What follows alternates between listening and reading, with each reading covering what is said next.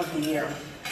We have more than 1,700 corporate members and 400 active volunteer leaders driving our communities, our councils, our industry initiatives, and it's quite a challenge to get it down to just that one special member, that leader, the role model, the one that inspires the rest of us to be better, and do more. When our esteemed panel of judges returned the scoring and the selection, it brought a great smile to my face. In a year where CompTIA's membership was focused on three key areas: growing our industry workforce and driving diversity, advancing cybersecurity awareness and adoption, and expanding our membership beyond the traditional channel to embrace all in the business of technology, the judges got it just perfect. This year's award winner embodies all of those endeavors.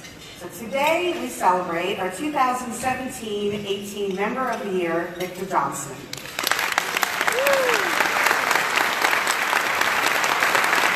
Just before we give Victor his well-deserved stage time, I'd like to take a moment to recognize a few other special members and friends of CompTIA.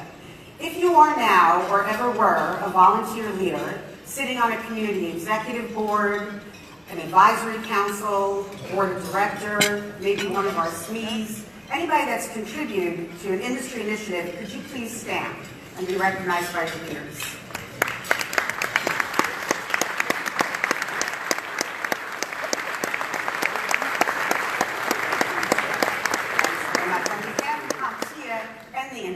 We thank you for your contributions. So a little later today, we're going to be recognizing our first Advancing Women in IT Spotlight Award winners, Roberta Fox, Catherine Rose, and Sharon Glitzman, for their leadership and their mentorship in the industry. And we also have something special. This year we partnered with our friends at Channel Pro for a special AWIT Spotlight Award, the Cecilia Galvin Scholarship Award, named in honor and in memory of Channel Pro editor and tech industry journalist Cecilia Galvin. I think we've got the wrong slide up there. Cecilia was a great role model and passionate about supporting women in tech. Each year, this scholarship award will recognize and reward one female student interested in pursuing a career in technology with a $2,500 scholarship. This year's inaugural recipient is recent high school graduate Sarah Johnston.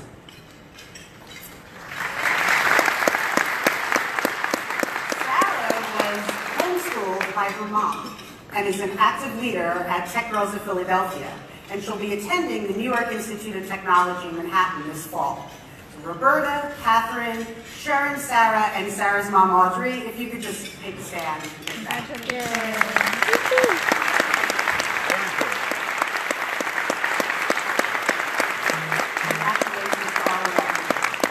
And also finally, just 2 weeks ago, the channel lost one of its brightest and best, Jerry Brown. Jerry was the CEO of Dimension Data, one of the largest integrators in the world. In his role, Jerry interfaced with nearly every vendor and distributor in this industry and partnered with many solution provider organizations. Jerry was a leader, he was an athlete, he was a family man, and he's going to be missed by many. I know rather than a long moment of silence, Jerry would much prefer, he was a big football star, high school football star, went on to play for Villanova. He's in the Conestoga, Pennsylvania Hall of Fame. As I mentioned, an athlete all of his life. I think he'd appreciate a great CompTIA fan cheer at the count of three for Jerry. 1, 2, 3.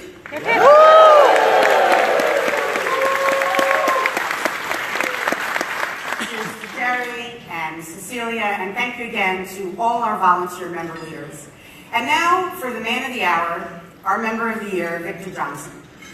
I hope you all take the opportunity to read Victor's tech story in CompTIA World. His story is remarkable. Growing up in adversity, he signed up for the Army for opportunity. I'm sorry. I'm going to just go on like Victor would do and talk from the heart, right? After being seriously injured in active duty, he found his way into the tech industry through the Wounded Warriors Project, where he consumed as much training as he could, earning his A+, Network+, and Security+ certifications. After starting an IT consulting firm, Victor came to his first ChannelCon in 2012. Leveraging the resources and the relationships he gained from that conference, Victor's business took off. Victor is actively engaged in CompTIA across the organization. In addition to his business and working with CompTIA, he also earned his master's. I'm so sorry about this. We're having some trouble with the teleprompter. Hold on. Okay, so while running his business, he found time to acquire his Bachelor of Science in IT, his Master of Information Systems from the University of Phoenix, as well as a Master of Science in Management and a Master of Business Administration from the Excelsior College. Incredible accomplishments there. Okay. Victor is actively engaged across the organization, and he's volunteered more than 2,000 hours in the past 6 years through his work with Advancing Women in Tech, Advancing Diversity in Tech, Future Leaders, and the IT security communities, and now his local CompTIA AITP chapter. He currently serves as the chair of the Future Leaders community. Victor inspires us, drives us, challenges us, and more than anything, he appreciates us. As much as Victor gives to all of us, he always talks about giving more and how much he's given. So now it's our turn to appreciate you, Victor, in the biggest way we know how, by honoring you as CompTIA's Member of the Year. I'd like to, big round of applause for that. I'd like to ask Todd Thibodeau, our President and CEO, to come on up for a second. And Victor, my friend, please come up to receive your well-deserved recognition.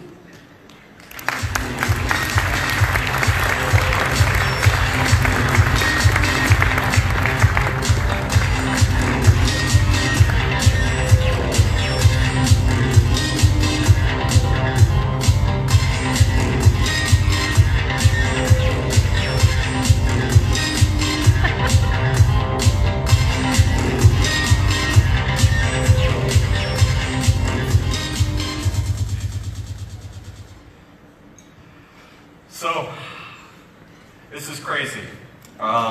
When CCF came around earlier this year, the CompTIA Community Forum, what used to be Annual Members Forum, well, Annual Members Meeting, we were talking pretty extensively about the actual Member of the Year award in addition to the CompTIA Channel Changers Award. And I know as I was going through, for those of you who know me, share you a little bit of a personal story real quick. I actually got dumped over a text message in a community executive board meeting. And I remember just sitting there going, oh wow, what the heck just happened here? And you know, as I was struggling around with that idea a little bit, because I had a few health issues, the unfortunate side of brain damage, right? You know, as I was struggling through with that idea, I had a lot of people that were approaching me and telling me I needed to fill out the nomination form for Member of the Year. It was over 30 by the time I left CCF. And I remember in the back of my mind, I kept thinking to myself, why even bother, right? You know, you might do some stuff for the organization, but there's so many other people who do so much more. There's so many people here that strive and achieve and have done so many great things, and their names are attached to much larger projects, much larger businesses. They will be able to promote and validate this much more.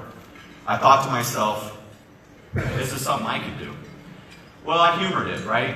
So I filled out the application, I started to, and I realized this is going to take me a long time to do, so I stopped again. And it took another several encouragements to fill out the rest of that award nomination packet before I actually did it. 3.5 hours later, and a lot of research on CompTIA's website, trying to figure out what all have I done, I realized I wasn't giving myself any credit because I had no clue that I'd done that much. And then I wanted to send Todd the bill because I couldn't believe I spent over 2,000 hours working, right? So what's the point of that, right? We talk about hope. And I want everyone in this room to really think about it for a second. What does hope mean to you? What does hope mean in your heart? You know, we talk about all the resources, about availability. We talk about honoring women in tech. We talk about trying to promote and encourage and foster more diversity in technology, not just diversity of gender, diversity of religion, diversity of culture, diversity of race. We talk about all this diversity. But why aren't we succeeding fully right now? Is it because we're not dumping resources into it? How many of your companies can say that you don't try at all? Hope.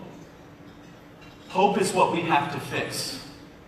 No matter how much is out there, no matter how much is available to us, if you don't think that you can succeed, if you don't believe that there's any validity in you pursuing that path, then are you going to try? If you do try, if you do get that courage and you do attempt it, then you reach one failure. Does it just validate that preconceived notion in your mind that, well, this wasn't for me? Why did I try? I want everyone to realize that each and every one of you, each and every day, have the ability to truly impact those around you. You have the ability to sponsor those people you know into opportunity. And I stand up in here with my sweaty little palms all over this pretty little glass trinket here as an example of that. Because you hear about all the great things I've done and they talk about all the awesomeness. And I didn't think that this award was something that I was worthy of. And it took a significant amount. It took a significant amount of prodding for me to go after it. So when you look at, well, what causes people to think that way? Now, when we talk about bringing in people with that hunger in their eyes, that spirit to go through and thrive and succeed. My childhood, for lack of better words, is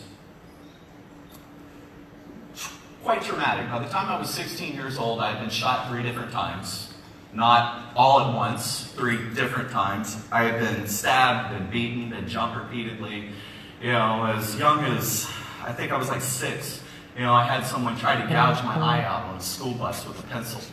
And I still have a permanent gray mark on the side of my nose from the graphite, where I saw the guy come over from the side and looked up like this and got hit in the nose and then got my hand.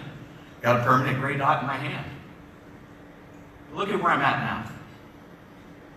I stand as a testament of tenacity. And yes, there are lessons that I learned along the way that are tremendously valuable. They helped me get where I am now.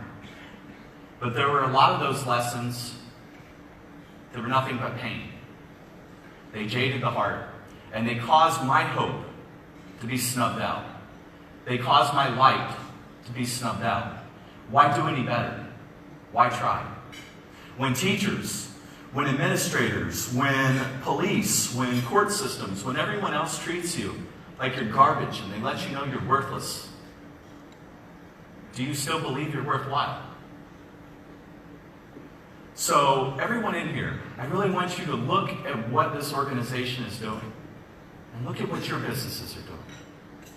And remember that you have the ability to sponsor people up and help them see who they can be. You have the ability to inspire them with your own stories. This is my tech story thing. I see everyone getting a little awkward about when they get cornered in a hallway and told, hey, I want to record you on my cell phone and talking about your tech past, right? Tell those stories. You wouldn't believe the number of inner city youth I've talked to who honestly feel that the only reason I ended up in IT is it was a design path. I knew when I was in elementary school that I was a nerd and I like computers and all these other things. And like my buddy Chris Phillips can tell you, he goes to talk Star Wars to me and I am clueless. I have no idea what he's trying to say. I haven't read any Harry Potter, haven't seen any of them, no Lord of the Rings, I don't know the difference between Star Wars and Star Trek. I just know I get yelled at a lot, and I should know the difference by now with as many times as I've been corrected in this industry. But I want to say, all of you are awesome. Like, this is my happy place, to be frankly honest. I love the passion. I love the knowledge. I love the excitement. You know what CompTIA membership meant to me? It meant opportunity. Each and every one of us, each and every day, have opportunities at these events. Whether it be to create a new strategic partnership between my solution provider company and one of these vendors. Whether it be to partner with any of the workforce communities. whether it be new knowledge and new systems. I sat in a meeting with John Rice, and they were talking about conversational commerce. And other than myself, none of the other attendees who were there to learn about it knew what conversational commerce was. Wow, here's a whole new market, a whole new demographic, a whole new opportunity, a whole new day for your business if you capture it. Take advantage of every second you're here at CompTIA ChannelCon.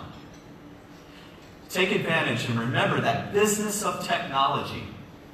For the last 5 years, those who listen to my hysterical rantings, right?